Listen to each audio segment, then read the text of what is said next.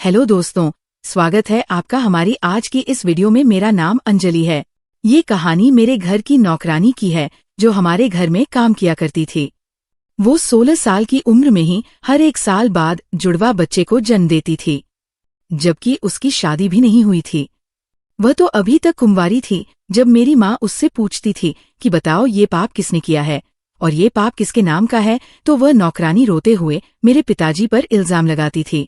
और जब पिताजी से मेरी माँ पूछती थी तो पिताजी कहते कि ये सब झूठ है, और इस नौकरानी को बहुत डांट भी लगाते थे कि तुम किसी का गुनाह छिपाने के लिए मुझ पर इल्जाम क्यों लगा रही हो।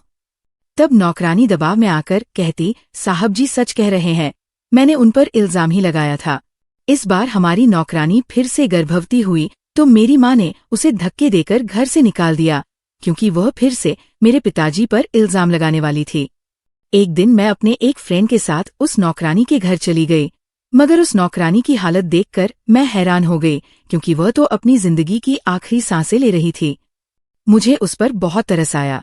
मैं उसको अपने साथ अस्पताल ले गई, मगर उस वक्त मेरी रूह कांप गई।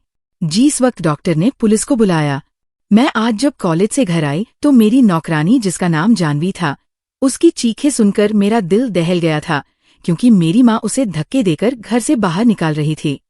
मैं जल्दी से आगे बढ़ी और उसे गिरते हुए अपने हाथों से संभाल लिया था। माँ किसी पर भी ऐसे कैसे जुल्म कर सकती है? ये कौन सा तरीका है? और कहाँ कन्हैया है? मैंने अपनी माँ को घूरते हुए उनसे सवाल किया तो वो चीखने चिल्लाने लगी कि बस अब बहुत हो गया।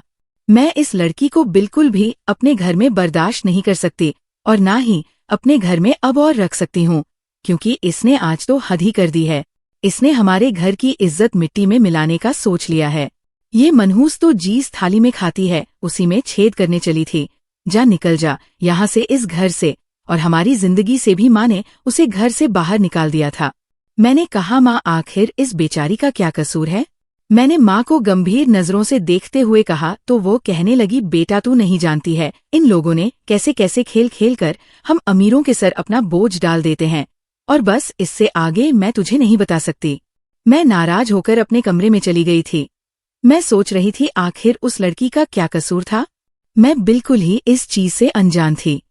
मैंने छुपकर माँ और घर के बाकी नौकरों की बातें सुनने की कोशिश की, मगर वह किसी बच्चों के बारे में बात कर रहे थे। आखिर क्या बात थी इस वक्त भी?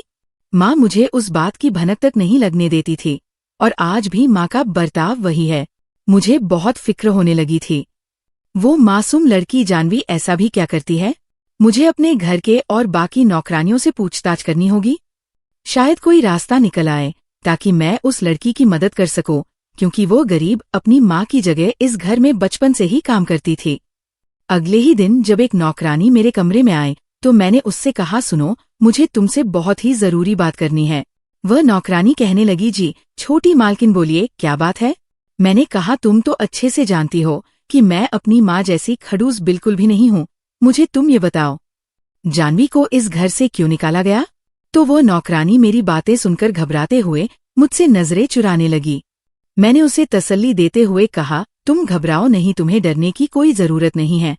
तभी वो नौकरानी कहने लगी, छोटी मालकिन, जानवी ने पहले भी 2 बच्चों को जन्म दिया है और अब वो फिर सगर्भपात है, जबकि वह कुंवारी है, उसकी शादी नहीं हुई है, और अभी उसकी उम्र भी बहुत कम है। वह नाबालिग लड़की है, और छोटी मालकिन वो घर के ही किसी नौकर के साथ मुंह काला करवा कर आई है। उसकी बात पर मैं चौंक पड़ी, और मेरा तो मुंह खुला का खुला ही रह गया था। मैंने उसे कहा कि तुम जाओ और किसी को भी इस बारे में मत बताना कि मैंने तुमसे जानवी के बारे में पूछा था। वो नौकरानी तो वहां से चली गई थी, मगर मैं बेहद बेचैन होने लगी थी। ये सब कैसे हो सकता था? हालांकि मेरी उम्र और उस लड़की की उम्र में 4 साल का अंतर था। वह मुझे दीदी कहकर पुकारना थी। खैर, माँ के डर की वजह से मैंने अपना पूरा ध्यान अपनी पढ़ाई में लगाया हुआ था। उन दिनों मेरी कॉलेज में एक बहुत ही अच्छे और पढ़े लिखे लड़के के साथ दोस्ती हो गई थी, जो बहुत ही समझदार लड़का था। वह हमेशा से ही दुनिया में होने वाले जुल्म और सितम और गलत के खिलाफ था। वह किसी पर जुल्म होते नहीं देख सकता था। जब वो जुल्म के खिलाफ आवाज उठाता था तब मुझे बहुत ही अच्छा लगता था कि आज भी दुनिया में ऐसे लोग मौजूद हैं जो ऐसी सोच रखते हैं और जुल्म के खिलाफ लड़ते हैं। धीरे धीरे हमारी दोस्ती और गहरी होती चली गई। और एक दिन जब मैंने उसे न्यूज़ चैनल पर देखा तो मैं उसे देखकर हैरान हो पड़ी कि ये तो वही लड़का सतीश है।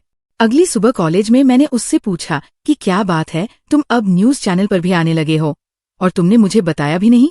सतीश मुस्कुराते हुए मुझे देखने लगा और बताने लगा कि असल में वह चैनल उसके चाचा का है और पहले भी वो कई बार उस चैनल पर प्रोग्राम कर चुका है। सतीश ज्यादातर औरतों के साथ हुए जुल्म पर बात किया करता था, क्योंकि हर दूसरे तीसरे दिन सतीश को ऐसे केस मिल ही जाते थे। मैं एक दिन कॉलेज से वापस घर लौट रही थी तो अचानक मुझे बाजार में जानवी नजर आई। मैंने उसका पीछा करना शुरू कर दिया। सोचा कुछ देर उससे बातचीत तो कर लूं। काफी वक्त गुजर गया है, मैंने तो उसे पलटकर देखा भी नहीं है। उसके और मेरे बीच बहुत अच्छी दोस्ती भी थी। मैं उसके पीछे पीछे चल पड़ी थी। उसको नहीं पता था कि मैं उसके पीछे हूँ। जानवी अपने घर में दाखिल हुई तो मुझे बहुत ही हैरत होने लगी। उस बेचारी का घर तो इतना छोटा था कि घर में 2 चारपाई और जरूरत के मुताबिक कुछ सामान थे। मैं तो सोच के हैरान रह गई कि ये लोग कैसे अपनी जिंदगी का गुजारा करते होंगे। इतनी गर्मी और ऊपर से छोटा सा घर। मेरा नजर जैसे ही सामने उस चारपाई पर पड़ी तो मैं दंग रह गई थी। शायद वो उसकी बूढ़ी माँ थी जो लगातार खासे जा रही थी। थोड़ी देर भी उन्हें आराम नहीं आ रहा था और जानवी उनकी देखभाल में लगी हुई थी। कभी उन्हें पानी पिलाती तो कभी उनकी कमर सहलाती हुई नजर आती थी। मेरी तो कुछ भी समझ नहीं आ रहा था जो कुछ मैं आज देख रही थी। क्या यही सच था या जो कुछ उस दिन घर में हुआ वो सच था, क्योंकि उस दिन का मंजर तो कुछ और ही साबित कर रहा था। मगर यहाँ तो उस बेचारी के हालात देखकर कुछ और ही सामने आ रहा था। जैसे ही मेरी नजर जानवी के पेट पर पड़ी तो मैं दंग रह गई थी। मेरी तो आंखों में पानी आने लगी थी। वो तो सच में प्रेग्नेंट थी। जब मैंने जानवी को आवाज दी तो उसने घबराकर पीछे देखा और बोली, छोटी मालकिन, आप यहाँ मेरे घर में? मैंने कहा, हाँ, तो क्या मैं यहाँ नहीं आ सकती? तब वो बोली, आ सकती है, जरूर आ सकती है। फिर जानवी मेरा हाथ पकड़कर मुझे अंदर ले गई और अपने हाथ से मुझे पंखा ढोलाने लगी। कहने लगी कि छोटी मालकिन, इतनी गर्मी में आप यहाँ क्यों चली आई हैं? मुझे तो लगा आप भी मालकिन की तरह मुझे ही कसूरवार समझती होंगी। क्या आपको लगता है मैंने उस घर के नौकर के साथ कुछ गलत किया होगा? मैंने हैरानगी से उसके पेट की तरफ इशारा करते हुए कहा कि फिर ये क्या है? तो वो हंस पड़ी और बोली, हाँ, ये सच है। मैंने इससे पहले भी 2 बच्चों को जन्म दिया है।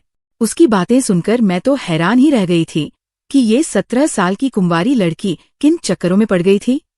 जानवी कहने लगी, आप एक बार मेरी माँ की उस हालत पर नजर डालिए। क्या आपको नहीं लगता मैं बहुत मजबूर भी हो सकती हूँ? मैं फिर से हैरान थी। उसकी आंधी अधूरी सी बातें सुनकर ना जाने वो मुझे किस बात का इशारा देना चाह रही थी। मैंने पूछा कि मैंने सुना है कि तुमने घर के ही किसी नौकर के साथ ये गुनाह किया है। मेरी आंखों में हजारों सवालात थे। वह मेरी बात सुनकर बोली, हाँ, हम गरीब और कर भी क्या सकते हैं? हमें तो आदत है जुल्म सहने की, मगर सच्चाई आप जैसे लोग सह नहीं सकते। मुझे तो लगा था आप मेरे दुख में शामिल होने आए हैं, मगर आपके दिल में भी वही सब कुछ है। आखिर आप भी तो उन्हीं अमीरों का खून है। मैंने उसे रोते हुए देखा तो कहा, जानवी, बात ये नहीं है। यहाँ मैं इस इरादे से बिल्कुल भी नहीं आई हूँ कि तुम्हें इल्जाम लगाऊं। मैं तुम्हारा दिल नहीं दुखाना चाहती थी और ना ही तुमको कोई दुख पहुंचाने यहाँ आई हूँ। ये सारी हकीकत मैं तुमसे जानना चाहती हूँ। जानवी ने कहा, आप जानना चाहती हैं ना, तो आप सब्र करिए। वक्त और हालात आपको सारी सच्चाई बता देंगे। अभी ये सही वक्त नहीं है, क्योंकि हकीकत जानने के लिए बहुत बड़ा दिल चाहिए। आपको मेरी वजह से कोई तकलीफ पहुंचे, मैं हरगिज ये बर्दाश्त नहीं कर सकूंगी। आप तो जानती है हमारी दोस्ती मालिक और मालकिन को बिल्कुल भी पसंद नहीं है। वो शुरू से ही आपको और मुझे दूर करना चाहते थे, मगर कुदरत ने हमारा साथ, हमारी दोस्ती इसी वजह से रखी होगी। मैं ये सोच भी नहीं सकती थी। जानवी की आंधी अधूरी बातें मुझे बहुत परेशानी में डाल रही थी। मैं जब चुपचाप खामोशी से जाने लगी तो अचानक मुझे पीछे से एक जोरदार आवाज आई। मैंने पलटकर देखा तो मैं चीख पड़ी। जानवी एकदम चक्कर खाकर नीचे जमीन पर गिर पड़ी थी। वह दर्द से चिल्ला रही थी और फिर वो बेहोश हो गई। मैं भागकर उसके पास गई और मैं जोर जोर से चिल्लाने लगी कि जानवी, अपनी आंखें खोलो। मैं उसे पुकार रही थी, मगर उसे तो बिल्कुल भी होश नहीं था। वह बिल्कुल ठंडी पड़ चुकी थी। मेरा दिल बहुत घबराने लगा था। उसकी बूढ़ी और बीमार माँ सोई थी। मैं जानवी को अस्पताल लेकर चली गई, लेकिन मुझे बहुत ही डर लग रहा था कि अगर ये बात मेरी मम्मी तक पहुंच गई कि मैं यहाँ आई थी तो वह मुझे जान से ही मार देंगी। तब अचानक मुझे सतीश का ख्याल आया। वही मेरा दोस्त था जो इस वक्त मेरी मदद के लिए आ सकता था। मैंने उसे कॉल किया और उसे अस्पताल का पता बताया जहां मैं जानवी को ले जा रही थी। जैसे ही मैं अस्पताल पहुंची उधर से सतीश भी आ गया। तब जाकर मुझे थोड़ा सुकून आया था। अब मैं अकेली नहीं थी। सतीश घबराते हुए मुझसे पूछने लगा, क्या बात है ऐसे? अचानक वो भी यहाँ इस अस्पताल में सब कुछ ठीक तो है ना? मैंने उसे आंधी बात बता दी थी कि मेरी एक दोस्त है, उसकी हालत बहुत ही खराब है, इसीलिए उसे मुझे यहाँ लाना पड़ गया। तुम इस वक्त सब संभाल लो, बाकी मैं तुम्हें बाद में शुरू से आखिर तक पूरी कहानी बता दूंगी। हम दोनों ने ही एक एक डॉक्टर के आगे हाथ पैर जोड़े, मगर सभी ने इनकार कर दिया था क्योंकि जानवी की हालत बहुत ही नाजुक थी और कोई डॉक्टर भी उसका केस लेने को तैयार नहीं था। सतीश ने फौरन वहां पर मौजूद अपनी जान पहचान के डॉक्टर को देखा तो हमें कुछ तसल्ली हुई और उसने फौरन ही उस डॉक्टर से बात की। उसने बहुत मुश्किल से ये केस लिया था। हमें डॉक्टर ने यही बताया कि इसकी हालत बहुत नाजुक है, हमें फौरन ही उनका ऑपरेशन करना होगा। उसकी जिम्मेदारी कौन लेगा? मैं और सतीश तो डरने लगे थे। मैंने डरते हुए कहा, आप कैसे भी करके इस वक्त ये ऑपरेशन कर दीजिए। वो कहने लगे, इस लड़की का पति कहाँ है जो कि इन पेपर्स पर साइन करेगा? मैं तो फिर से चौंक पड़ी थी। अब इस बच्चे का बाप कहाँ से लाऊं? मगर उस पर दीप ने बिना सोचे समझे ही उन पेपर्स पर साइन कर दिए थे। हम दोनों के पास उस वक्त और कोई रास्ता भी तो नहीं था। हमें उस वक्त सिर्फ जानवी की जान बचानी थी।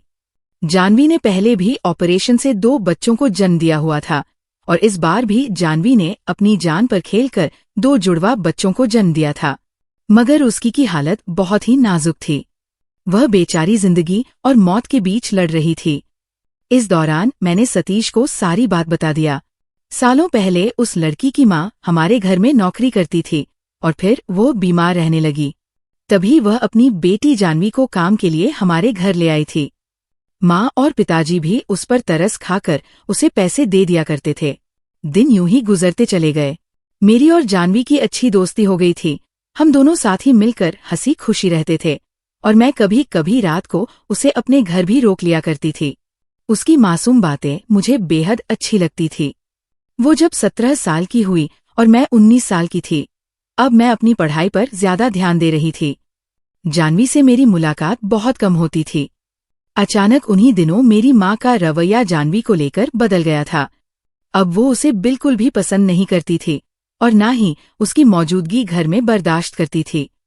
मगर अपनी माँ की बीमारी के बाद जानवी उनकी जगह हमारे घर में ही काम करती थी क्योंकि पिताजी ने उसे इजाजत दे दी थी। माँ खामोश थी मगर वह मुझे भी बार बार जानवी से दूरी बनाकर रखने को कहती थी और फिर जानवी ने कुछ ऐसे काम किया कि सब कुछ बदल गया। वह शादी होने से पहले ही बिना पति के गर्भपात हो गई थी।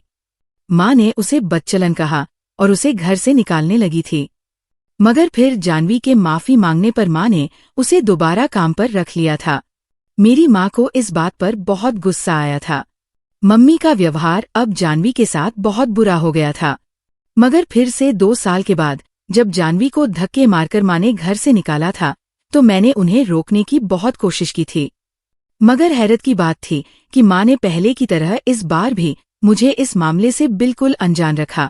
मेरे पिताजी उन दिनों शहर से बाहर गए हुए थे, वरना वह होते तो कभी भी जानवी पर ये जुल्म न होने देते। इतनी ही देर में डॉक्टर आ चुकी थी। कहने लगी, जानवी को होश आ गया है, वह सबसे पहले किसी अंजलि से मिलना चाहती है। मैं जानवी से मिलने अंदर चली गई थी। अंदर जाते ही मेरी आंखें फटी की फटी रह गई थी। वह लड़की जानवी जिसकी सांस बुरी तरह फूल रही थी और उसकी हालत बिगड़ती ही जा रही थी, उसे देखकर मेरा तो दिल जोर जोर से धड़कने लग गया था।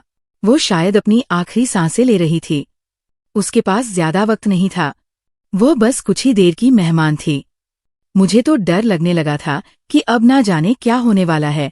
वह मुझसे बस इतना ही कह पाई थी कि मेरे बच्चों की हिफाजत करना। वो शख्स कौन था जिसने जानवी के साथ ये हरकत की थी और इतनी कम उम्र में उसे इस हालत तक पहुंचाया था। इन सबका जिम्मेदार कौन था? उन आखिरी समय में मेरे और जानवी के बीच जो कुछ बातचीत हुई, उसे सुनकर मेरे होश उड़ गए थे। अब मुझे सब समझ आ रहा था। बचपन से ही जानवी के साथ मेरे घर में जो कुछ होता आया, उसके पीछे क्या वजह थी? मैं जानवी को तसल्ली देने लगी थी। मेरी आंखों में आंसू ही आंसू थे। मैंने कहा, तुम ठीक हो जाओगी, तुम्हें कुछ नहीं होगा। और ये बताओ, वह तुम्हारे पहले वाले 2 जुड़वा बच्चे कहाँ है? जल्दी बताओ। जानवी ने मुझे उस वक्त जो कुछ बताया, मैं तो ये सब कुछ सुनकर सदमे में आ गई थी। मेरी आंखों में आंसू थे और मेरा दिल चाह रहा था कि जमीन फटे और मैं इसमें धंस जाऊं। फिर कुछ ही देर में जानवी की आंखें बंद होने लगी थी। वह जोर जोर से सांस ले रही थी और देखते ही देखते वो हमेशा के लिए हम सबको छोड़कर चली गई थी। मैं चीखती ही रह गई थी। वहां सभी डॉक्टर भागे चले आए थे और जानवी को एक सफेद कपड़े से बांध दिया गया था। मैंने और सतीश ने जैसे तैसे करके जानवी के क्रियाकर्म का बंदोबस्त कराया, और जब उसकी माँ को जानवी के मौत का पता चला तो वह ये सब बर्दाश्त नहीं कर सकी। ये खबर सुनते ही वह बेचारी भी इस दुनिया से चली गई। सतीश और मैंने उन माँ बेटी का क्रियाकर्म किया। जानवी की कही हुई वो बातें मुझ पर क़यामत ढा रही थी। मैंने सतीश को सारी बात डिटेल से बता दी थी। अब वही एक ऐसा इंसान था जो मेरी मदद कर सकता था। मैंने और सतीश ने मिलकर बहुत बड़ा प्लान बनाया और मीडिया में ये खबर आम कर दी कि हमारे शहर में 117 साल की नौकरानी के साथ होने वाले जुर्म के खिलाफ आवाज हम सबको उठानी ही पड़ेगी, ताकि कभी भी किसी कम उम्र गरीब औरत के साथ ये जुल्म ना हो सके जो सालों से होते आ रहे हैं। हम इस नौकरानी के गुनाहगार को जल्द ही सख्त से सख्त सजा दिलवाकर ही रहेंगे और उसकी दास्ता हम सरेआम करके दिखा देंगे। और फिर देखते ही देखते सब कुछ मीडिया पर तेजी से फैल गया था। मैं जैसे ही घर पहुंची तो सबसे पहले मुझे खबर मिली कि पिताजी घर लौट आए हैं, मगर दूसरी तरफ मुझे खुशी की जगह जानवी के जाने का गम लगा हुआ था। मैं सबसे पहले पिताजी के कमरे में जाकर उनसे मिलने की कोशिश की। मैंने आज फिर मम्मी और पिताजी को झगड़ते हुए देखा था। जब मम्मी ने मीडिया का नाम लिया तो पापा ने उन पर बहुत ही गुस्सा किया। आखिर वो दोनों किस बात को लेकर इतनी बहस कर रहे थे? मुझे देखते ही माँ और पापा खामोश हो गए थे और मुझे पापा ने अपने गले से लगाया और खूब प्यार किया। मैंने दूसरे ही दिन सतीश को फोन किया और सबसे पहले मैं अपनी मामा के घर चली गई थी। वहां जाते ही मैंने अपनी मामा की बहू से मिलने की कोशिश की तो सभी हैरान हो गए कि यह आज अचानक से क्यों मिलने आ गई है। जब मैंने कहा कि मुझे उनसे बहुत जरूरी काम है, तब मामा ने मुझे उनसे मिलने की इजाजत दे दी थी और मैंने सतीश के साथ जैसे ही उससे मुलाकात की और जानवी के दोनों जुड़वा बच्चों के बारे में सारी मालूमात ली, जो कि अब उसके पास रह रहे थे क्योंकि वह बांझ थी और उसने उन दिनों बच्चों की जिम्मेदारी ले ली थी। सतीश ने उसकी सारी ही रिकॉर्डिंग अपने फोन में सेव कर ली थी और हम दोनों ने उनकी इजाजत लेकर उन बच्चों के खून के सैंपल लेकर वहां से चल पड़े थे। उसके बाद हम जैसे ही अस्पताल पहुंचे तो वहां हमने पहले ही जानवी के पैदा होने वाले बच्चों के खून के सैंपल अस्पताल वालों की इजाजत से ले लिए थे और उन सबके टेस्ट करवाए। अब इंतजार था तो सिर्फ उनकी रिपोर्ट मिलने का। और दूसरी तरफ मीडिया ने सभी चैनल पर जानवी और उसकी माँ के साथ हुए जुल्म की धूम मचा रखी थी और ये सब देखकर घर में मेरी माँ ने तांडव मचा रखी थी। माँ और पापा ने गुस्से में घर के तमाम ही नौकरों को नौकरी से निकाल दिया था। और फिर एक दिन हमारी मुलाकात हमारे पड़ोसी से हुई। उनसे पूछताछ के बाद अब सारा सच खुलकर हमारे सामने आ गया था। दूसरी तरफ रिपोर्ट भी आने वाली थी जिनसे साबित होने जा रहा था कि वो चारों बच्चे आपस में भाई बहन हैं। पहले भी रीना ने 2 जुड़वा बच्चों को जन्म दिया था और अब भी उसने 2 जुड़वा बच्चों को जन्म दिया था। मगर जब हकीकत मीडिया के सामने लाते हुए मैंने खुद अपना बयान दिया और सच्चाई खुद रोते हुए बताई कि मैं इस नौकरानी जानवी की बहुत अच्छी दोस्त थी। वह मेरे साथ बचपन से ही रह रही थी, मगर उसकी माँ की बीमारी की वजह से वो बहुत ही परेशान रहती थी और उसे पैसों की सख्त जरूरत थी। जब उस बात का फायदा उठाकर उस आदमी ने जानवी से ज्यादती की और फिर अपना गुनाह छुपाने के लिए जबरदस्ती जानवी से शादी कर ली, और जब उसने 172 जुड़वा बच्चों को जन्म दिया तो बदनामी के डर से उसने सारा इल्जाम उस लड़की और अपने ही घर के किसी नौकर के सर कर दिया ताकि मामला रफा दफा हो जाए, और उन बच्चों को अस्पताल से गायब करवाकर अपने ही रिश्तेदार को दे दिया था। और जब फिर से वो लड़की प्रेग्नेंट हुई तब उस दौरान वो आदमी शहर से बाहर गया हुआ था और उन सबसे बिल्कुल अनजान था। और जब वो वापस आया तो सारा मामला उसकी समझ से बाहर जा चुका था, क्योंकि मीडिया पर खबर फैल चुकी थी और वो आदमी और कोई नहीं, मेरा ही अपना सगा बाप था, जो पहले उस बच्ची के साथ गुनाह करता रहा और फिर उस गुनाह को छुपाने के लिए शादी की। और जब लड़की ने हिम्मत करके उस अमीरजादे के खिलाफ आवाज उठाई तो उसने अपने ही घर के एक नौकर के साथ उस लड़की को बदनाम कर दिया और बीवी के हाथ धक्के दिलवाकर उस लड़की को घर से निकलवा दिया। मेरे पिताजी तो गुनहगार थे ही, लेकिन उसके साथ मेरी मम्मी भी बराबर ही इस जुर्म में शामिल थी। वो ये हकीकत बहुत पहले ही जान गई थी, मगर उन्होंने अपने पति के गुनाह पर पर्दा डालने के लिए उस बेचारी पर जुल्मों के पहाड़ तोड़ दिए थे। मेरे बयान ने मीडिया को हिलाकर रख दिया था कि सगी बेटी ने खुद अपने बाप के खिलाफ बयान देकर सच्चाई से पर्दा हटा दिया और उस नौकरानी जानवी के साथ हुए जुल्म के खिलाफ गवाही दी, जो अपनी जान से हाथ धो बैठी थी। उसके बाद पुलिस ने फौरन ही मेरे पिता को गिरफ्तार कर लिया था। मेरी माँ मेरे सामने शर्मिंदगी की वजह से मुझसे आंखें नहीं मिला सकी थी और आज मुझे उस शख्स को बाप कहते हुए भी शर्माती है, जो घर में सबके सामने तो जानवी को बेटियों की तरह बुलाता और प्यार करता था और रात के अंधेरे में भेड़िए के रूप में आ जाता था। मैं अब उस घर में नहीं रहना चाहती थी, इसलिए मैं सतीश के साथ शादी करके हमेशा के लिए उसके साथ चली गई थी। जानवी के साथ हुए जुल्म ने उस बेचारी की तो जिंदगी खराब ही कर दी थी। वो तो मर चुकी थी, लेकिन मेरे पिताजी जिन्होंने अपनी जिंदगियों को भी तबाह कर लिया था। हाँ तो दोस्तों, हमारी ये कहानी आपको कैसी लगी? कमेंट करके जरूर बताएं।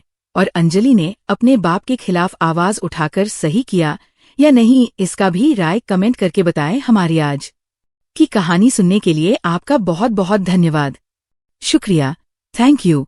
हेलो दोस्तों, आज की कहानी बेहद रोमांटिक है। कहानी का फुल मजा लेने के लिए प्लीज लास्ट तक बने रहे। मुझे छोटी उम्र से ही इंग्लिश फिल्में देखने का बहुत शौक था।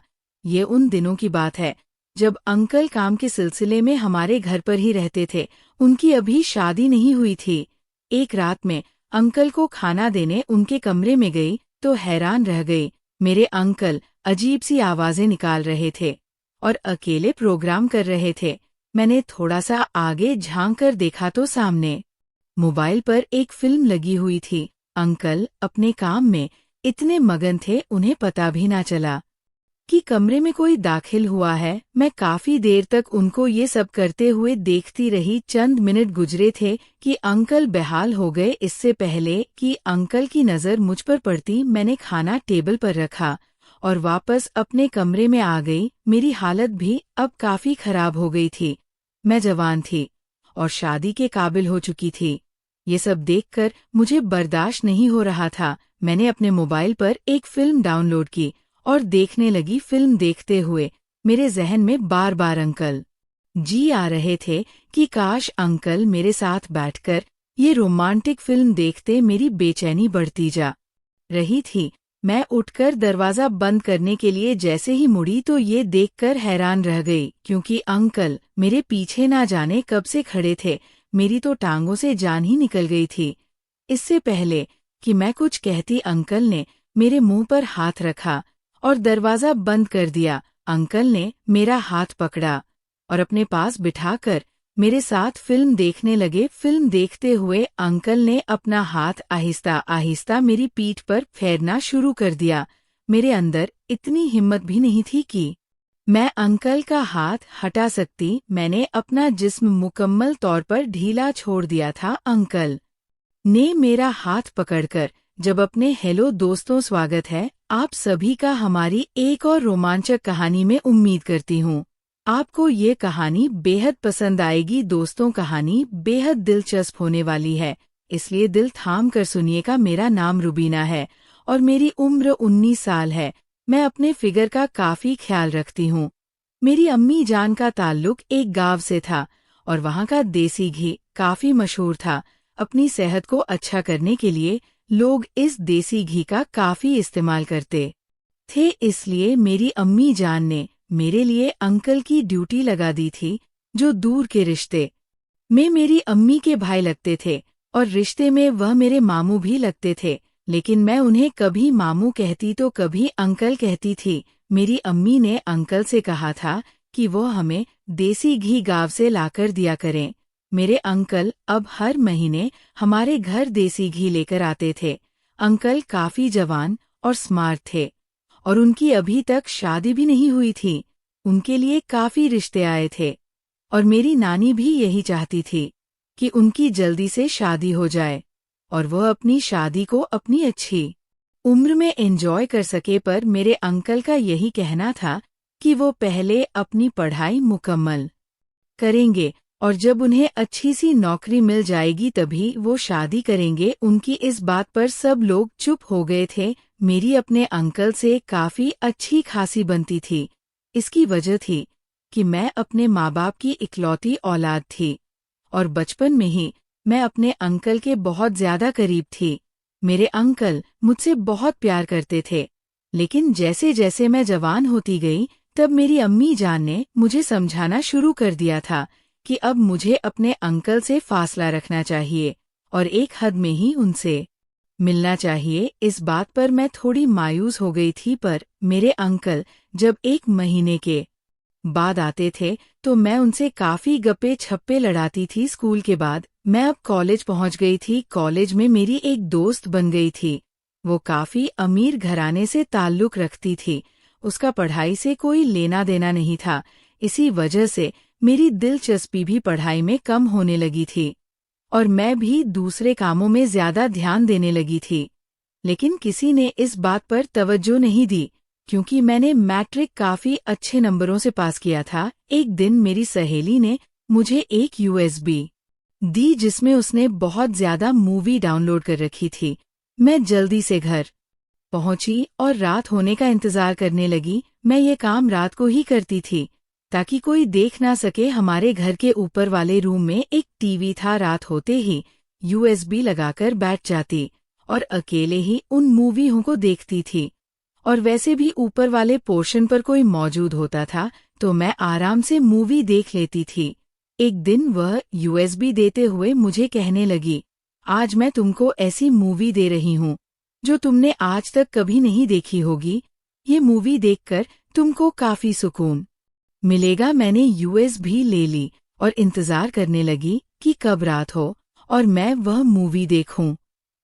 लेकिन रात का इंतजार मुझसे ना हो सका और दिन में ही मैं ऊपर वाले पोर्शन में जाकर यूएसबी टीवी में लगा दी। पर अचानक मुझे ये मालूम हुआ कि मेरे अंकल आए हुए हैं।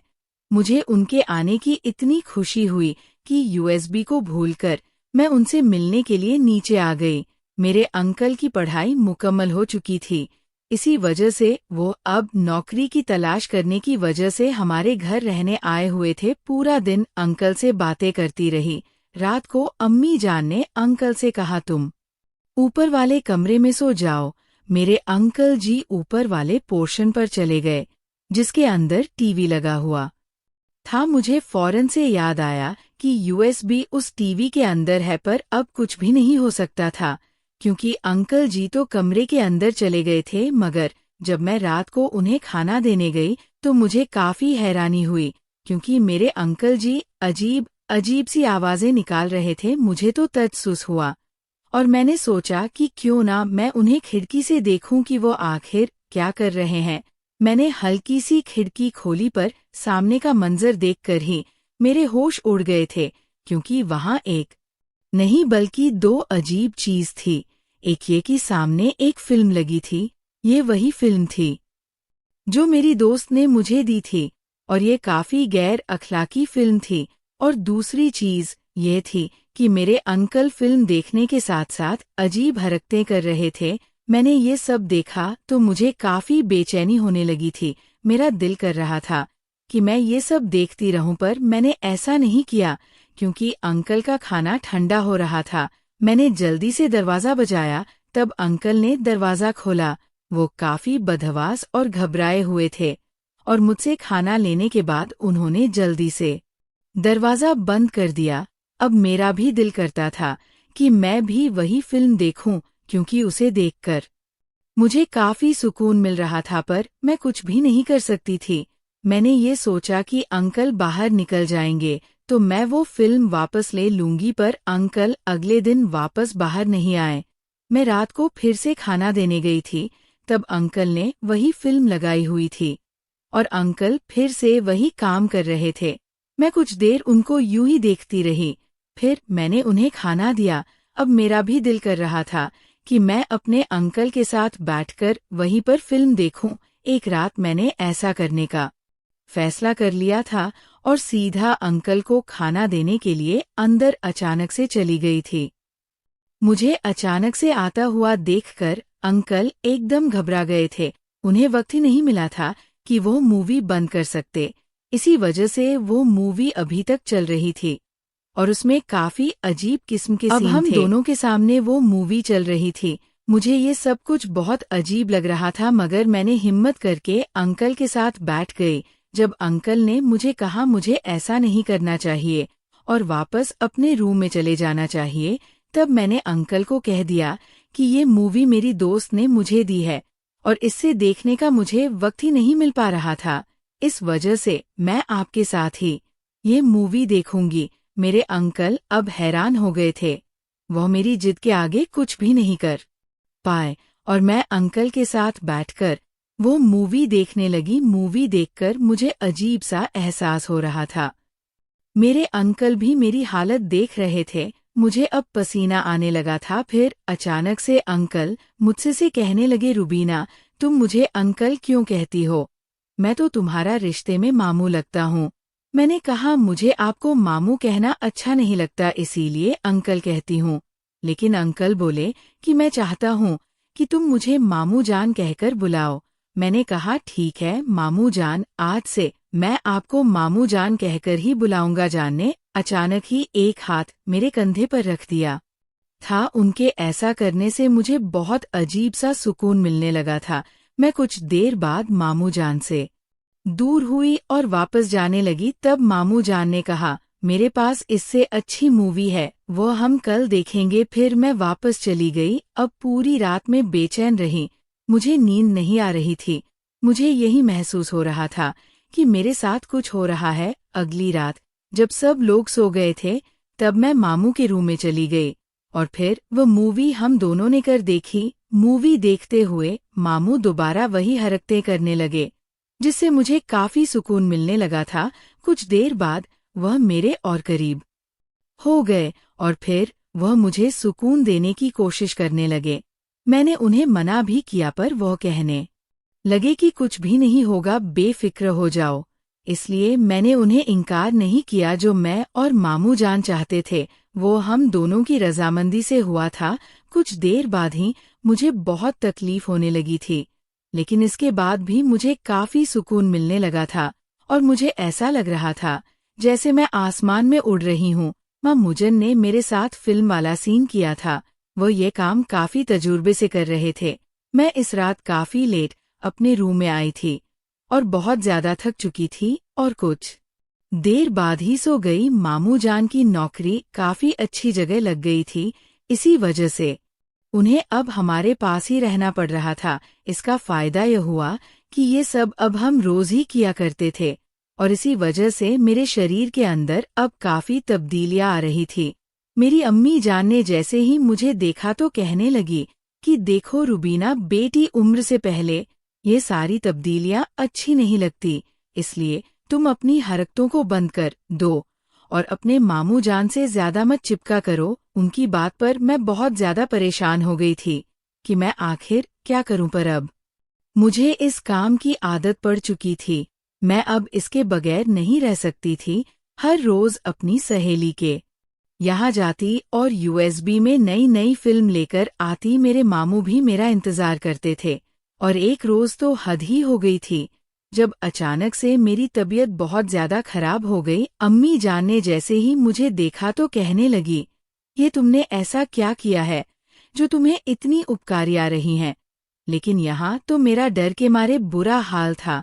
मैंने जैसे ही मामू जान को बताया तो वह मुझे कहने लगे कि तुम फिक्र ना करो, मैं तुम्हें एक ऐसी दवाई लाकर दूंगा जिससे तुम्हारी तबीयत बिल्कुल ठीक हो जाएगी। मामू जान ने अगले रोज रात को मेरे कमरे में आकर मुझे दवाई दी और अब मैं बहुत ज्यादा खुश हो गई थी, क्योंकि मैं जान गई थी कि अब मैं जितना मर्जी वो सब करूंगी मुझे कुछ भी नहीं होगा। इसलिए अब मैं फिर से मामू जान के पास चली जाती और हम दोनों वही फिल्में देखते। एक दिन मामू जान कहने लगे कि देखो रुबीना, अगर तुम्हारी अम्मी जान को पता चल गया तो वो तुम्हें और मुझे हम दोनों को नहीं छोड़े, इसलिए अब हमें ये सब बंद कर देना चाहिए। पर मैंने उनको कहा कि देखिए मामू जान, जब तक आपकी शादी नहीं हो जाती तब तक मैं आपके साथ ही रहूंगी, प्लीज मुझे अपने आप से दूर मत करें। इस तरह वो भी मजबूर हो गए थे। पर एक रोज अचानक ही अम्मी जान ने एक लड़की का बताया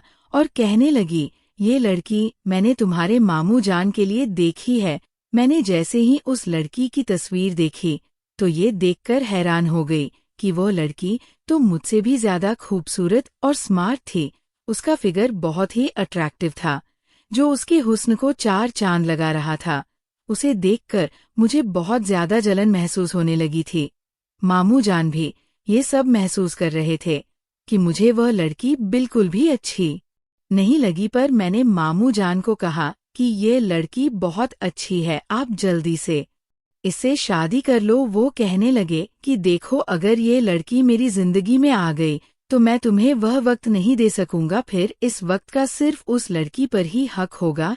मैंने मामू जान को कह दिया कि ठीक है, आप शादी कर लीजिए, बाकी मैं खुद देख लूंगी, क्योंकि मैं जानती थी कि मुझे आगे क्या करना होगा। इस तरह मेरे मामू जान का रिश्ता पक्का हो गया और अब वो लड़की हमारे घर आने जाने लगी थी। वह काफी फैशन लेवल थी। मैं तो उसको फैशन को देखकर ही हैरान रह जाती। इतना फैशन तो मुझे भी नहीं आता था। एक रोज तो उसने बहुत ही रेशमी और टाइट कपड़े पहने हुए थे और मेरे मामू जान उसे बड़ी ही गौर से देख रहे थे। ये देखकर मुझे बहुत ज्यादा गुस्सा आया। फिर अचानक ही मेरे मामू जान उसे अपने कमरे में ले गए। ये देखकर तो मैं और भी ज्यादा हैरान हो गई कि ना जाने अंदर क्या होने वाला होगा। पर मैंने जैसे ही से अंदर झांक कर देखा, ये देखकर तो मेरे होश ही उड़ गए थे। मामू जान तो शादी से पहले ही वो सब कर रहे थे जो कभी मेरे साथ किया करते थे, लेकिन मैं क्या कर सकती थी। वो लड़की अजीब सी आवाजें निकाल रही थी, जिसकी वजह से मामू जान तो और भी ज्यादा होश खो रहे थे। मैंने बहुत कोशिश की कि मामू जान को इससे दूर रखूं, लेकिन अब ऐसा बिल्कुल भी मुमकिन नहीं हो रहा था। वो लड़की अब रोज आती और मैं जानती थी कि मामू जान उसके साथ क्या करते हैं।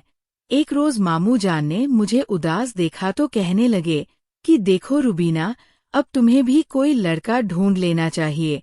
लेकिन मैंने कहा कि मुझे कोई लड़का नहीं चाहिए और आपको मेरी फिक्र करने की कोई जरूरत नहीं है। आप अपनी होने वाली बीवी पर ध्यान दीजिए और मेरी फिक्र करना छोड़ दीजिए। मामू जान समझ गए थे कि मुझे सब कुछ पता है।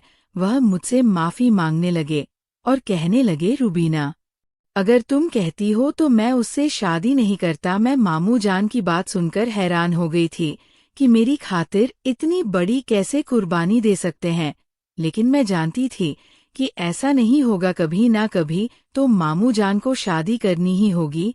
खैर, मैंने उस लड़की से दोस्ती भी कर ली थी और अब हम दोनों आपस में बातें भी किया करते थे। एक दिन मैंने बातों ही बातों में उससे कहा कि तुम्हारा फिगर इतना अट्रैक्टिव कैसे है, मुझे भी कोई तरीका बताओ ना। फिर उसने मुझे कुछ खास एक्सरसाइज करने को कहा और एक क्रीम लिख कर दी। कहने लगी, इस क्रीम को अपने शरीर पर रोज रात को लगाना। जैसे जैसे उस लड़की ने मुझे बताया, मैंने वैसा ही किया और इस तरह से मेरी खूबसूरती में भी इजाफा हो गया और मैं भी जवान और खूबसूरत दिखने लगी थी। एक दिन अम्मी जान मुझे डांटने लगी, कहने लगी, ये किस तरह की हरकतें कर रही हो, तुम उम्र से ज्यादा बड़ा दिखने का शौक चढ़ गया है, तुम्हें बच्ची हो, बच्ची ही रहो। मैंने अम्मी जान से कहा देखिए, ये तो लड़कियों का जेवर होता है, इसके बगैर लड़की खूबसूरत नहीं बनती। मेरी ये बात सुनकर अम्मी जान भी पीछे हट गई थी। इस तरह उसके बताए हुए अमल को करने के बाद मैं और भी ज्यादा हसीन और खूबसूरत लगने लगी थी और अब तो मामू जान भी मुझे और भी ज्यादा देखने लगे थे।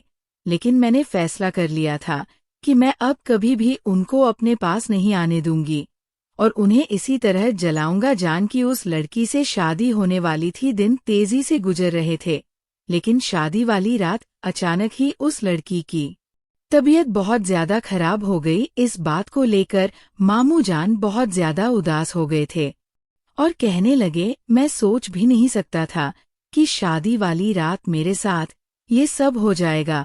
मैं तो अंदर से बहुत ज्यादा खुश हो रही थी, लेकिन ऊपर से मामू जान के दुख दर्द में शरीक थी।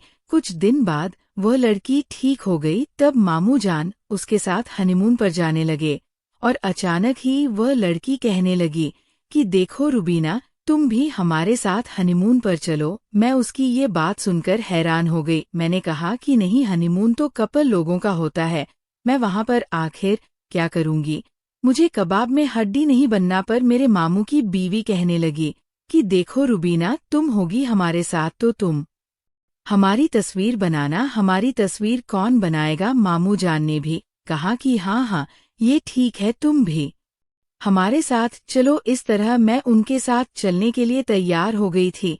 अम्मी जान ने मुझे बहुत मना किया था और बहुत समझाया था कि देखो रुबीना, तुम वहां पर मत जाओ, लेकिन मैं क्या करती, मैं मजबूर होकर वहां जाने के लिए तैयार हो गई। ऊपर से मेरा दिल भी था कि मैं उन दोनों पर नजर रखूंगी और इस तरह मैं भी उनके साथ हनीमून पर चली गई थी।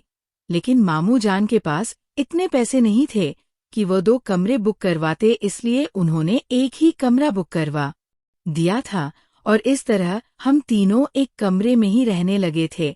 रात को जब मैं थक हार कर सो गई तो अचानक से मुझे आवाज आने लगी। मैंने जैसे ही अपनी आंखें खोली तो सामने का मंजर देखकर मेरे होश उड़ गए थे, क्योंकि मामू जान और मामी दोनों आपस में प्यार भरे लम्हे गुजार रहे थे। मुझे अपनी आंखों पर यकीन नहीं आ रहा था कि मैं अभी भी ये सब कुछ देख रही हूँ। कुछ देर बाद ही मेरी मामी सो गई थी। थोड़ी देर बाद मामू जान ने मुझे अपने पास बुला लिया। मैं उनका इरादा जान गई थी, लेकिन मेरा दिल अंदर से बहुत ज्यादा डर रहा था कि अब पता नहीं आगे क्या होने वाला है।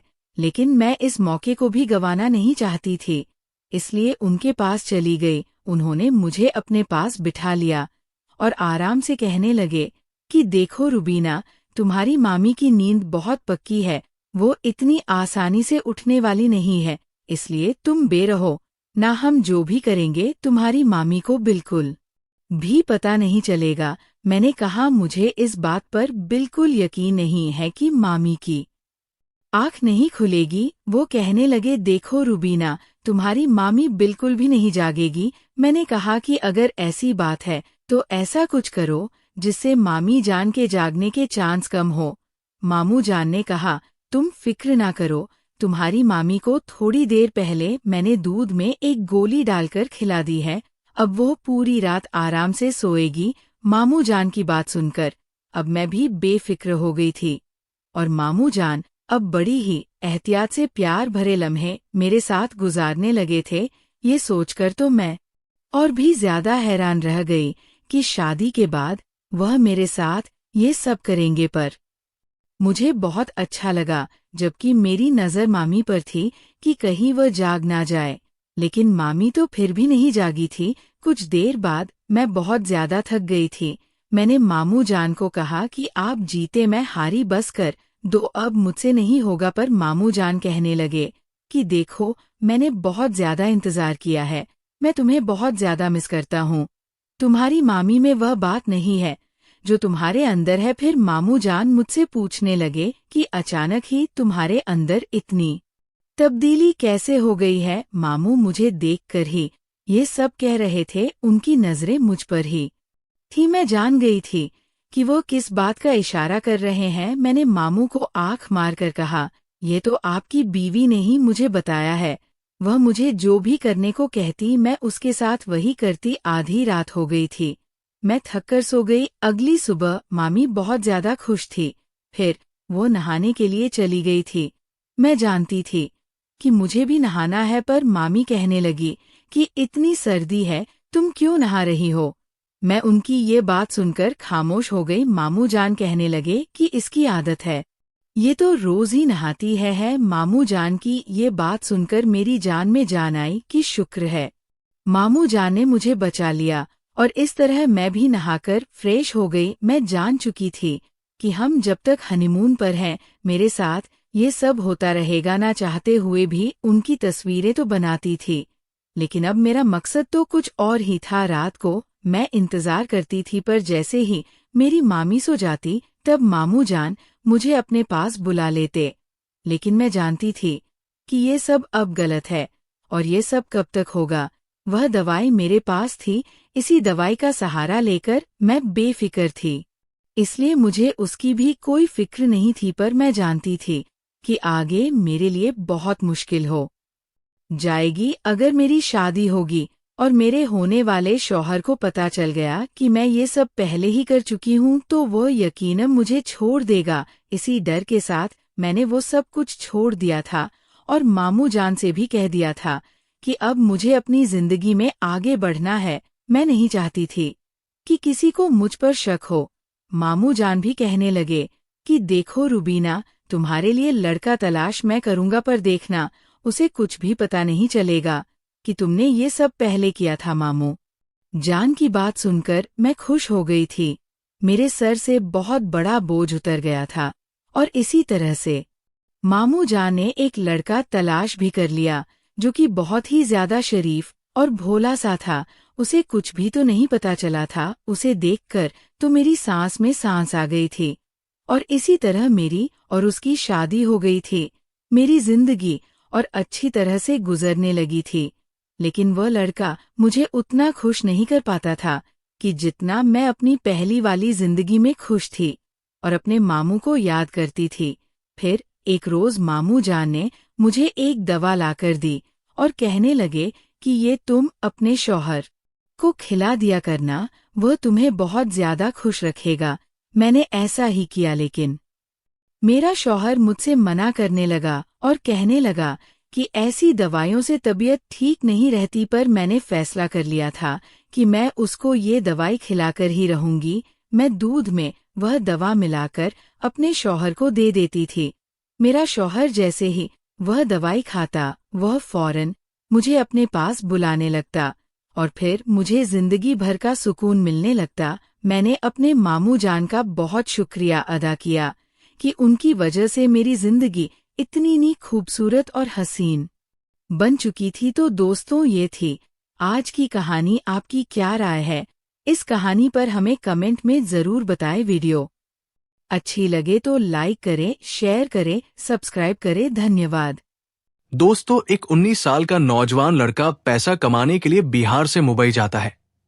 वहां जाने के बाद बड़े बड़े घरों का दरवाजा खटखटा आता है और उन सभी से काम मांगता है। तभी दोस्तों, एक दिन एक 40 साल की महिला की नजर उस लड़के पर पड़ जाती है, और वो महिला उसको अपने पास बुलाती है और उससे कहती है कि बेटा, तुम क्या क्या काम कर सकते हो। तब दोस्तों वो लड़का कहता है कि मैडम, मैं कुछ भी कर सकता हूं। तब दोस्तों वो महिला उससे कहती है कि कुछ भी कर सकते हो मतलब क्या है, तुम कहना क्या चाहते हो। तब दोस्तों वो लड़का कहता है ना कि मैडम, मैं सब कुछ कर सकता हूं, आप जो कहेगी मैं वो काम कर सकता हूं। अब दोस्तों वो महिला पहले तो उस लड़के को ऊपर से लेकर नीचे तक निहारती है, देखती रहती है, और फिर उस लड़के को अपने घर पर काम करने के लिए रख लेती है। अब दोस्तों वो लड़का मुंबई में जैसा काम ढूंढ रहा था, ठीक वैसा ही उसको काम वहां पर मिल जाता है। लेकिन दोस्तों एक दिन उस महिला का भयानक रूप उस लड़के के सामने आता है, जिसको देखकर वो लड़का रात के 10 बजे बहुत ज्यादा डर जाता है, जिसकी वो कभी माया भी नहीं किया था। दोस्तों सच में ये बहुत ही रोमांटिक कहानी है, बहुत ही शानदार कहानी है। आइए जानते हैं पूरी कहानी इस वीडियो में। लेकिन दोस्तों वीडियो में आगे बढ़ने से पहले वही आप लोगों से छोटा सा रिक्वेस्ट है कि अगर आप लोग हमारे चैनल पर पहली बार विजिट किए हैं तो दोस्तों चैनल को सब्सक्राइब कर लीजिए और वीडियो को लाइक कर दीजिए, ताकि जो मेरा हौसला है वो और भी ज्यादा बढ़ता रहे और भी ज्यादा इंटरेस्टिंग कहानियां ऐसे ही मैं आप लोगों को सुनाता रहूं। दोस्तों ये कहानी शुरू होती है बिहार के दरभंगा जिले से। दोस्तों एक लड़का होता है जिसका नाम अथर्व होता है, और अथर्व की उम्र लगभग 19 साल की होती है। और दोस्तों, उसके 2 छोटे छोटे भाई बहन थे, और जो अथर्व था वो अपने घर में सबसे बड़ा लड़का था। लेकिन उसके माता पिता बहुत गरीब थे, और जब घर की जिम्मेदारी उसके ऊपर आने लगती है, उसके कंधों पर आने लगती है, तो दोस्तों अथर्व 11वीं तक पढ़ाई करता है। उसके बाद पढ़ाई वो छोड़ देता है और फिर अपने दोस्तों के साथ मुंबई में नौकरी करने के लिए चला जाता है। अब दोस्तों, जो अथर्व के दोस्त लोग थे ना, वो लोग मुंबई में रहकर कोई पेटिक का काम करता था, कोई सोफा बनाने का काम करता था, कोई सेटिक का काम करता था। तो दोस्तों, अथर्व को ना ये सब काम पसंद नहीं आ रहा था, उसको अच्छा ही नहीं लगता था। अब दोस्तों, अथर्व जब 2 महीने तक मुंबई में रहकर अपने दोस्तों के साथ कामकाज करता है, तो उसकी तबीयत बहुत ज्यादा खराब हो जाती है। तो उसके दोस्त लोग उससे कहते हैं कि लगता है कि तुमको मुंबई का पानी सूट नहीं कर रहा है, तुम एक काम करो, ये सब काम हम छोड़ के तुम घर चले जाओ, तुम यहां पर काम नहीं कर पाओगे। लेकिन दोस्तों, अथर्व सोचता है कि घर पर बहुत गरीबी है, अगर पैसा नहीं कमाओ तो घर का खर्चा कैसे चलेगा। अब दोस्तों, यही सब सोचकर अथर्व दूसरा काम ढूंढने लगता है। अब दोस्तों, अथर्व जब मुंबई में बड़े बड़े बंगलों को देखता है, तो वो सोचता है कि इस घर के अंदर भी तो कोई ना कोई काम करता ही होगा, अगर इस घर के अंदर हमें कोई काम मिल जाता तो बहुत अच्छा होता। अब दोस्तों, इसीलिए ना यही सब सोचकर अथर्व जो है वो बड़े बड़े घरों का दरवाजा खटखटाने लगता है। लेकिन दोस्तों, जब भी कोई दरवाजा खोलता था तो अथर्व को देखकर वो लोग दरवाजा बंद कर दिया करते थे, क्योंकि दोस्तों, आप लोग तो जानते ही हैं कि मुंबई जो शहर है बहुत बड़ा शहर है, और अनजान व्यक्ति को कोई भी अपने घर के अंदर नहीं घुसने देता है। इसीलिए कोई भी उसको काम पर नहीं रख रहा था, काम दे ही नहीं रहा था। तभी दोस्तों, अथर्व इधर उधर भटकते भटकते एक दरवाजे पर पहुंचता है और बाहर खड़ा होकर दरवाजे का घंटी बजाने लगता है। तभी दोस्तों, पीछे से उस घर की जो मालकिन है वो आ जाती है, अपने कार से आती है, और उनकी जो उम्र थी लगभग 45 साल के आसपास थी। और दोस्तों, उस महिला का नाम माया होता है। दोस्तों, माया जैसे ही अपने दरवाजे पर गाड़ी रोकती है तो अथर्व को दरवाजा बजाते हुए देख लेती है, तो अथर्व को अपने पास बुलाती है। तो दोस्तों, जो अथर्व था ना, वो बहुत ज्यादा डर जाता है। लेकिन फिर माया उससे पूछती है कि तुम कौन हो और दरवाजा क्यों खटखटा रहे थे। तब दोस्तों, अथर्व उससे कहता है कि मैडम, कुछ नहीं, मैं तो बस ऐसे ही यहां पर आया था। तब दोस्तों, माया उससे कहती है कि नहीं नहीं, तुम कहीं चोर तो नहीं हो। तब दोस्तों, अथर्व कहता है कि अरे नहीं मैडम, मैं बहुत गरीब लड़का हूं, मैं कोई चोर नहीं हूं, मैं तो दरवाजा इसलिए खटखटा रहा था ताकि कोई अदर से आएगा तो मैं उससे पूछूंगा कि अगर घर में कोई काम होगा तो मुझे बता दे, मैं काम करने के लिए तैयार हूं, मुझे काम चाहिए।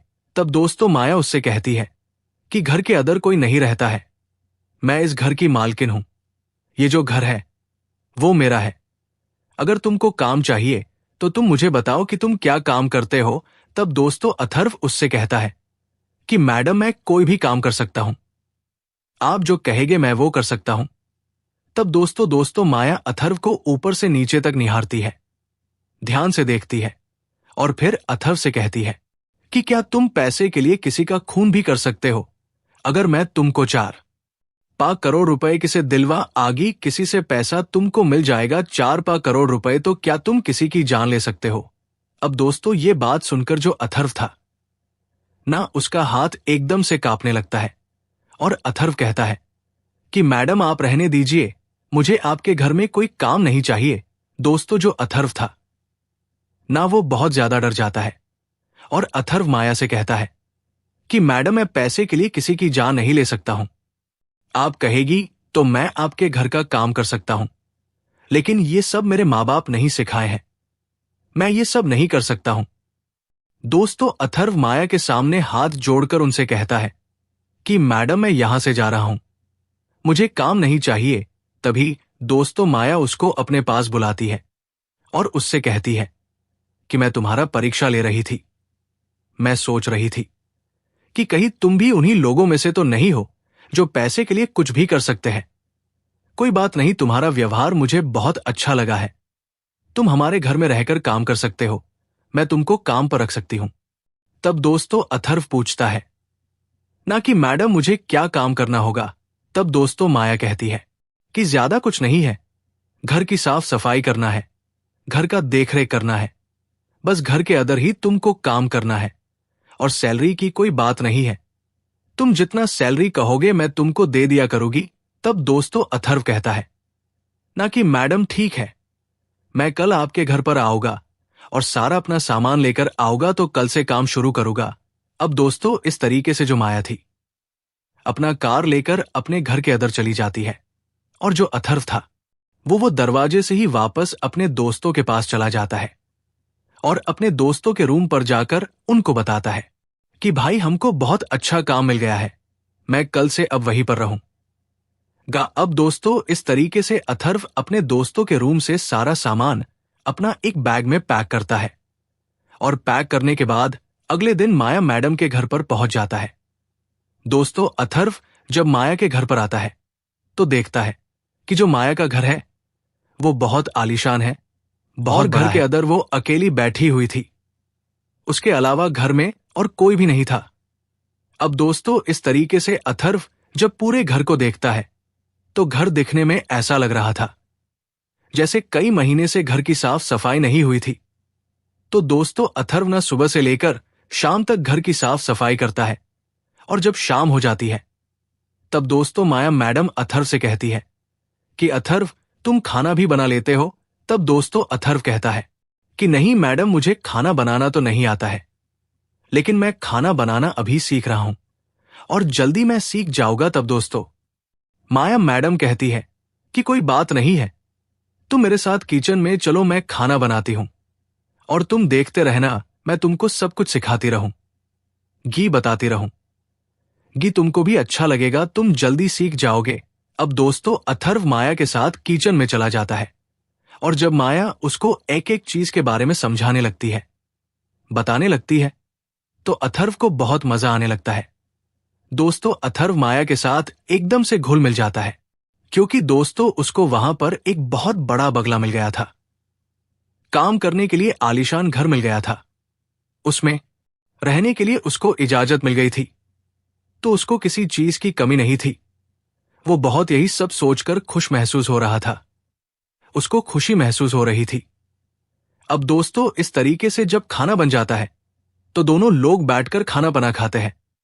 तभी दोस्तों अथर्व माया से पूछता है कि मैडम इस घर में आपके सिवा और कोई नहीं रहता है क्या? तब दोस्तों माया उससे कहती है कि नहीं अथर्व, इस घर में मैं अकेली ही रहती हूं, मेरा कोई भी नहीं है।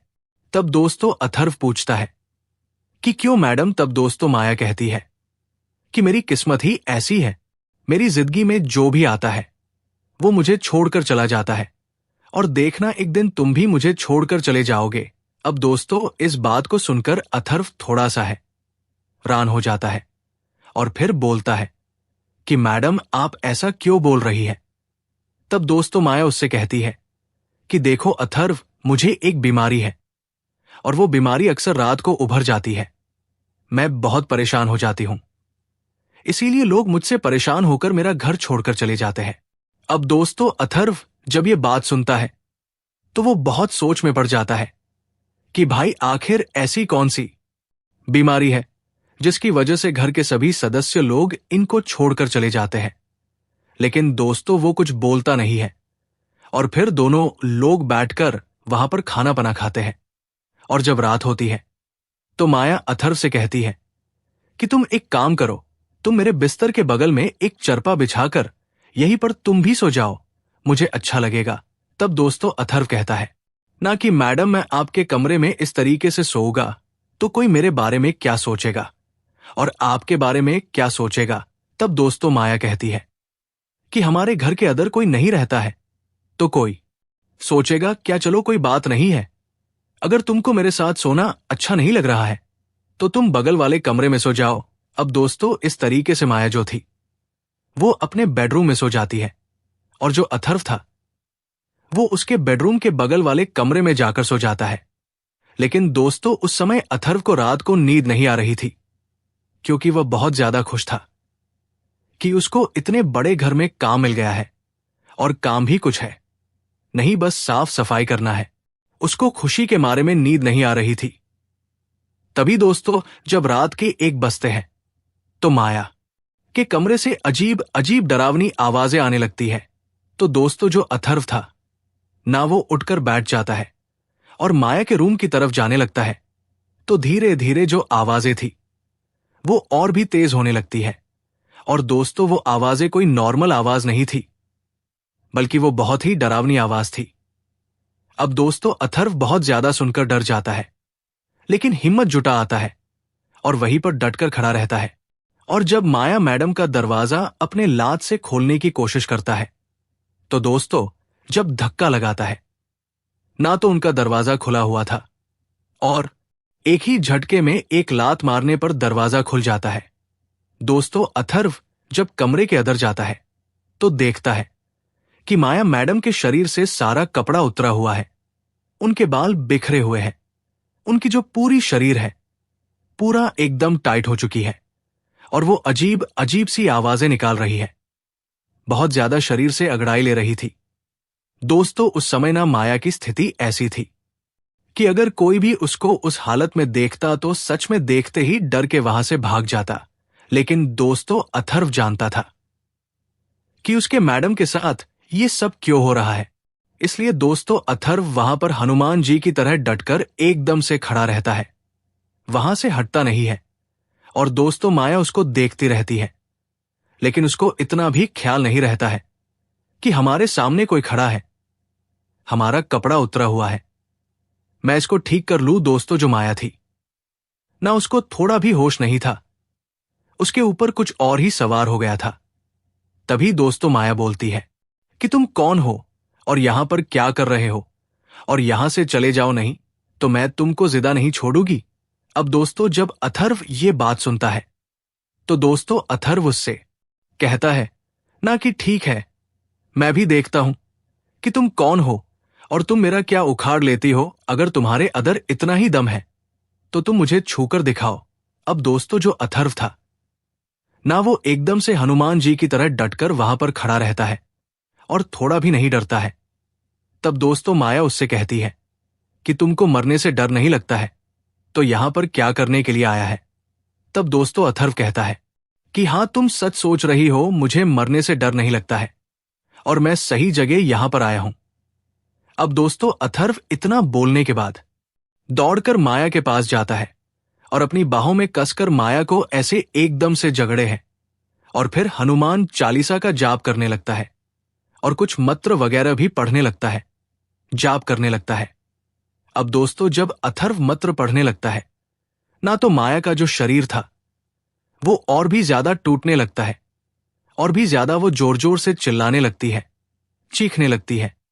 लेकिन दोस्तों, अथर्व जो था ना, वो जकड़ के रखा था, हार नहीं मानता है और लगभग आधे घंटे तक माया मैडम को अपने हाथों से ऐसे जकड़ कर रखता है और मंत्र पढ़ता रहता है। लेकिन आधे घंटे बाद अचानक जो मैडम का शरीर था वो एकदम से ढीला पड़ जाता है, हल्का पड़ जाता है।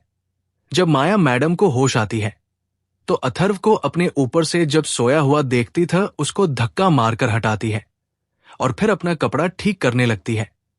अब दोस्तों, अथर्व वहां से उठकर बगल में खड़ा हो जाता है और फिर माया मैडम से पूछता है कि मैडम, अचानक आपको ऐसे क्या हो गया था? आप चिल्ला क्यों रही थी? आप ऐसे क्यों कर रही थी? अब दोस्तों, इस बात को सुनकर जो माया मैडम थी वो बहुत ज्यादा फूट फूट कर रोने लगती है और अथर्व से कहती है कि अथर्व, यही तो मेरी बीमारी है और इसी वजह से मेरी जिंदगी एकदम से नरक बन चुकी है। मैं इस बीमारी की वजह से बहुत परेशान हूं। मुझे समझ में नहीं आता है कि ये सब मेरे साथ क्या हो रहा है। इसी के चलते मेरा जो पति था वो भी मुझे छोड़कर चला गया। घर पर मेरे साथ कोई रहने को तैयार नहीं होता है। तब दोस्तों, अथर्व माया मैडम से कहता है ना कि मैडम, मुझे सब पता है कि आपके साथ ये सब क्या हो रहा है और रात होते ही आपके साथ ऐसा क्यों होने लगता है। मुझे सब पता है। दोस्तों, जो अथर्व था ना, माया मैडम से कहता है कि मैडम आपके ऊपर बुरी आत्मा का साया पड़ चुका है। और मैं जानता हूं कि ये सब कैसे ठीक होगा। अब दोस्तों, इस बात को सुनकर जो माया मैडम थी वो बहुत हैरान हो जाती है, क्योंकि दोस्तों आज तक उनके सामने कोई भी व्यक्ति खड़ा नहीं हुआ था। जब भी उनकी बीमारी उभरती थी तो सब लोग उनको छोड़कर कमरे में भाग जाया करते थे, लेकिन जो अथर्व था वो डटकर उनके सामने खड़ा था। तो माया मैडम को उसके ऊपर आग बद करके वो भरोसा करने लगी थी। उनको भरोसा हो गया था। तभी दोस्तों माया मैडम अथर्व से कहती है कि अथर्व, तुम मेरे इस बीमारी के बारे में कैसे जानते हो? तब दोस्तों अथर्व कहता है कि मैडम, मैं तो ये सब बचपन से देखता हुआ रहा हूं। अब दोस्तों इस बात को सुनकर जो माया मैडम थी वो थोड़ा सा चौंक जाती है, एकदम से हैरान हो जाती है और अथर्व से कहती है कि अथर्व, तुम किसको देखे हो? इस तरीके से तब दोस्तों अथर्व माया मैडम से कहता है कि मैडम जी, मेरा घर बिहार में है और मेरे पिताजी एक बहुत बड़े सोखा है। रोज सुबह सुबह हमारे दरवाजे पे 10 से 20 लोग ऐसे ही आ जाते हैं और मेरे पिताजी उनको ठीक करके घर वापस भेज देते हैं। जब मैं आपको ये सब करते हुए हरकत देखा था तभी मुझे समझ में आ गया था कि आपके ऊपर किसी बुरी आत्मा का साया पड़ चुका है। मैडम, ये सब मैं बचपन से ही देखता आ रहा हूं, इसीलिए मुझे आपसे डर नहीं लग रहा था। मैडम, आप चिंता मत करिए, आप बहुत जल्दी ठीक हो जाएगी। अब दोस्तों माया मैडम इस बात को सुनती है तो सुनकर और भी ज्यादा फुट फूट कर रोने लगती है और उनके खुशी का कोई ठिकाना नहीं होता है। माया मैडम अथर्व को अपने सीने से लगा लेती है और फूट फूट कर रोने लगती है। और दोस्तों उस समय ना माया मैडम ये भी ध्यान नहीं देती है कि जो अथर्व है उनका नौकर है और यहां पर नौकरी करने लिए आया है। तभी दोस्तों माया मैडम कहती है कि अथर्व, मुझे तुम्हारी बातों पर यकीन नहीं हो रहा है। तब दोस्तों अथर्व कहता है कि मैडम, आप मेरा यकीन करो, मैं आपको ठीक कर दूंगा, लेकिन इसके लिए आपको मेरे साथ मेरे गांव चलना पड़ेगा और मेरे पिताजी से आपको मिलना पड़ेगा। अब दोस्तों माया मैडम कहती है ना कि ठीक है, तुम जहां भी मुझे लेकर चलोगे मैं तुम्हारे साथ चलने के लिए तैयार हूं, लेकिन तुम मुझे छोड़कर नहीं ना जाओगे। तब दोस्तों अथर्व कहता है कि मैडम, इस हालत को देखकर मैं तो अब आपको और छोड़कर नहीं जाऊंगा जब तक आप ठीक नहीं हो जाए आएगी, तब तक मैं जीवन भर आपके साथ रहूंगा। अब दोस्तों इस तरीके से आधी रात बीत चुकी थी। तो फिर माया मैडम अथर्व से कहती है कि अथर्व, तुम एक काम करो, मेरे बगल में खटिया बिछाकर सो जाओ, मेरे पास रहोगे तो मुझे डर नहीं लगेगा। दोस्तों अथर्व भी मना नहीं करता है और उनके बगल में खटिया बिछाता है और वहीं पर आसपास में ही दोनों लोग सो जाते हैं। अब दोस्तों इस तरीके से जब 18 से 20 दिन का वक्त गुजरता है और जब नवरात्रि का महीना स्टार्ट हो जाता है, तब दोस्तों अथर्व माया मैडम को मुंबई से बिहार के दरभंगा जिले यानी कि अपने गांव में लेकर जाता है और फिर अपने पिताजी से मैडम की सारी बातें बताता है कि उनके साथ क्या प्रॉब्लम हो रही है।